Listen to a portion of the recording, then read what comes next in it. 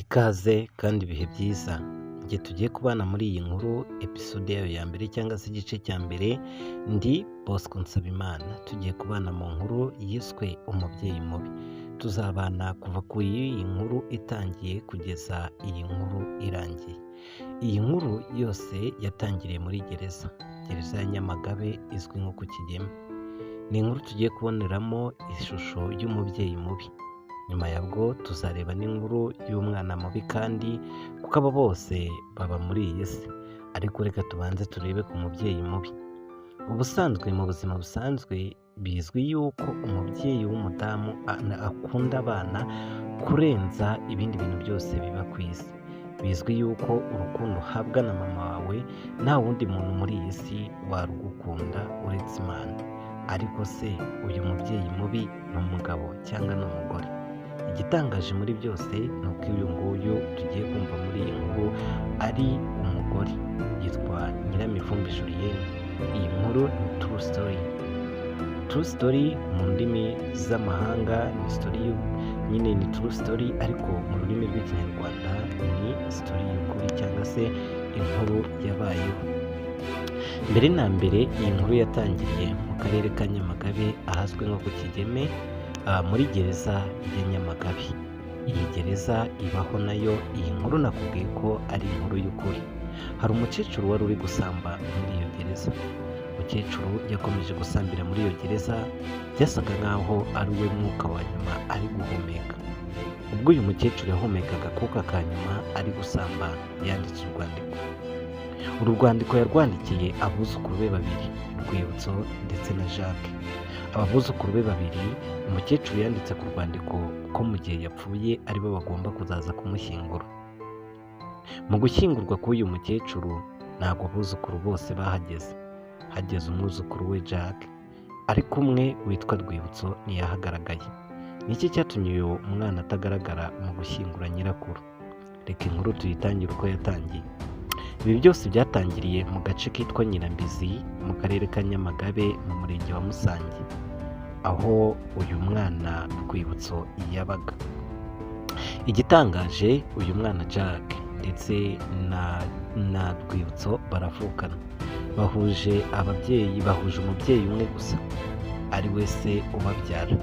Aba bana bombi ikintu cyababayeho mu kutajya gushyingura nyirakuru, icya mbere cyatangaje abantu uwo munsi bajya gushyingura nyirakuru ntabwo bari baziranye, umwe ngo amenye undi cyangwa se amenye ko bavukana. Babaga mu byerekezo bitandukanye. Umwe nk'uko mbikubwiye yabaga mu murenge wa Musange, undi aba mu murenge wa Mbazi. Iyo mirenge yose iri mu karere ka Nyamagabe. Mu rugo Rwibutso yakuriyemo rwari rurimo abakobwa bagera kuri 4, aribo ba nyirasenge bavukana na se ubyara Rwibutso. Harimo uwo bita Muhimondo, Speciosa ndetse na Chantal. Aba bombi bari ba nyirasenge w'uyu muhungu witwa Rwibutso. Iri zina nimusanga ari iry'abakobwa ntimuze kuritindaho, ariko nibwo yitwaga, cyane yuko iri zina rihabwa n'abakobwa.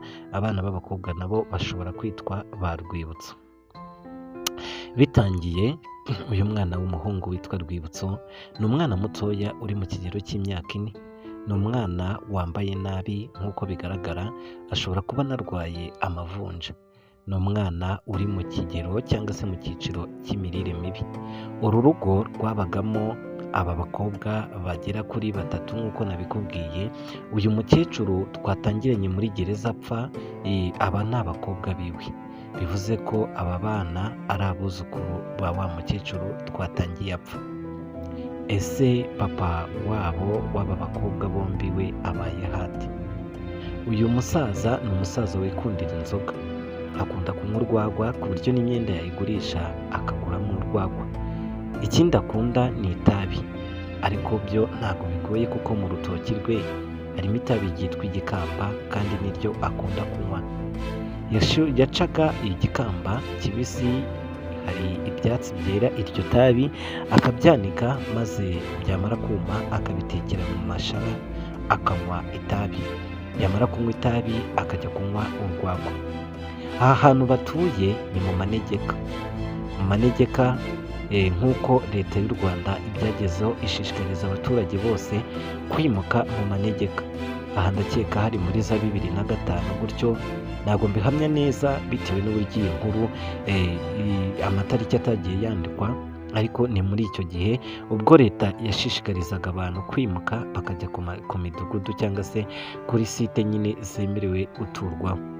Umusaza mu masaha ya saa 8 yavaga mu rugo akajya ku kabari, ku gasatere hari kure, hari harimo urugendo, akajya kwinywera urwagwa n'abandi basaza. Muri uru rugo aba bakobwa babagamo bangaga uyu mwana witwa Rwibutso, umwuzukuru w'uyu musaza cyangwa se wa mukecuru wapfuye. Aba batantine cyangwa se aba basisita batatu bangaga uyu mwana urwango runuka cyane kuko bamwitaga ikinyendaro. Uyu mwana yakuze atazi papa we, atazi mama we. Hano yakuriye hari mu rugo rw'abantu bamwanga cyane. Umuntu wamukundaga muri uru rugo ni nyirakuru.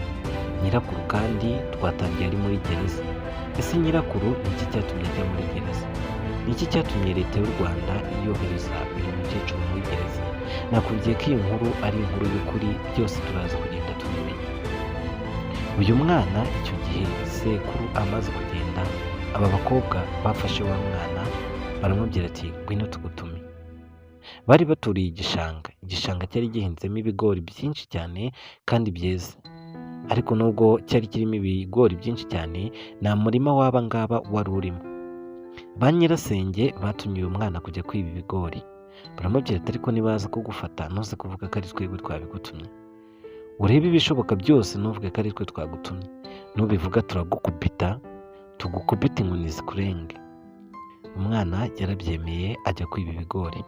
Ntibyatinze yiba ibigori bigera kuri 5, icya gatandatu bakimufatiraho. Nyiri kumufata yakubise uyu mwana nk'uko abantu bose basanzwe bahana abana biba. Umwana inkoni zimurembeje avuga yuko ari nyirasenge wamutumye kuza kubyiba. Umwana bamuzamukanye bamufashe bajya kwihaniza. Barihaniza bababwira ko batagomba kuzongera gutuma umwana kwiba ibigori. Nyiri ibigori amaze gutaha, umwana yafashwe na ba nyirasenge bamukuramo ikabutura yari yambaye hasi, asigarana ikibuno cyonyine n'umupira muremure. Maze bazana inkoni yitwa iboberi batangira kumukubita. Baramukubise biratinda, baramukubita, umwana bigeraho amanuka mu rutoki yirukanka, agenda arira inzira zose asatira ishyamba ryari rutuye hafi aho ngaho. Muri iri shyamba yahuriye muri bintu bikomeye cyane. Umwana akigera mu ishyamba yari ari kurira agonga, akigerayo amarira arakama, atangira kugira ubwoba ndetse no gusubira inyuma. Hari ikintu yari abonye muri iryo shyamba gikomeye kandi giteye ubwoba. Iyi nkuru ni inkuru ya nyayo yabayeho, kugeza na n'ubu iyo nkuru iracyakomeje. Umwana muri iryo shyamba yatangiye gusubira inyuma n'ubwoba bwinshi cyane, yitura hasi, akomeza gusubira inyuma asunika ikibuno agenda. Nta kindi, hari saa 8 z'amanywa, uyu mwana yari ahuriye n'inzoka yitwa impiri muri iryo shyamba yari agezemo. Umwana yasubiye inyuma, akomeza gusubira inyuma. Ageze inyuma, ya nzoka uko igumye kuzimusanga, nawe ako asubira inyuma. Ntibyatinze ahura n'umuhinzi wari uvuye guhinga umugore. Uwo mugore avuza induru, inzoka igira ubwoba isubira inyuma yirukanka. Umwana yahobeye uwo mubyeyi, ndetse uwo mubyeyi amubwira yuko ubwo bamukubitaga yamanutse mu rutoki arira ari kumwumva. Umubyeyi yabwiye uwo mwana ati ndabona hari ahantu ubayeho nabi, nubwo so na nyoko batakurera, ariko ndakeka nakubera umubyeyi kuko hari ahantu ntabwo uzahakurira. Umwana yabyakiriye vuba, abyumva vuba, maze uwo mubyeyi yiyemeza kujyana umwana. Uwo mubyeyi nubwo yahingaga aho ngaho, ariko ntabwo yari atuye aho ngaho. Uwo mubyeyi yari atuye kure y'imirima ye, yazaga kuhahinga agataha kure, maze ajyana umwana witwa Rwibutso. Ntibyatinze umusaza wapfuye ku nzoga yaratashye. Mu gutaha bwarakeye, yatashye yasinze, yaburiwe, ntiyamenya yuko wa mwuzukuru we bamwirukanye muri rwa rugo.